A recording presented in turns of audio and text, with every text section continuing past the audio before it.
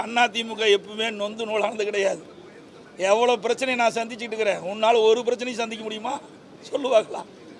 நான் எப்பொழுது முதலமைச்சராக தேர்ந்தெடுக்கப்பட்டனோ அன்றிலிருந்து இன்று வரை ஆளுங்கட்சியாக இருக்கும் சரி, எதிர்கட்சியாக இருக்கின்ற சரி, ஊடக நண்பர்கள் என்னை விட்டு வைத்ததே கிடையாது. பத்திரிகை நண்பர்கள் என்னை விட்டு வைத்ததே கிடையாது. அது வார பத்திரிகை இருக்குது பாருங்க, அழகாக அப்பப்போ டைட்டில் போடுவாங்க. அதையெல்லாம் எதிர்கொண்டவன், எதற்கும் அஞ்சியது கிடையாது. நான் மட்டுமில்லை, அனைத்து இந்திய அண்ணா திராவிட முன்னேற்ற கழக அத்தனை தொண்டனும் எதற்கும் அஞ்சியது கிடையாது, நிர்வாகிகளும் அஞ்சியது கிடையாது. அதாவது இவர் திரு ஸ்டாலின் பேசுகிறார், தெரிஞ்சு பேசுகிறாரா, யார் பேசுகிறார், தெரிஞ்சு பேசுகிறாரா தெரியாது பேசுகிறாரா தெரியல. நான் ஏற்கனவே பல முறை இந்த ஊடகத்தின் வாயிலாக பத்திரிகை வகை தெளிவுபடுத்திருக்கேன். இவர் ஒரு பொம்மை முதலமைச்சர், என்ன பேசுகிறான்னு அவருக்கே தெரியாது.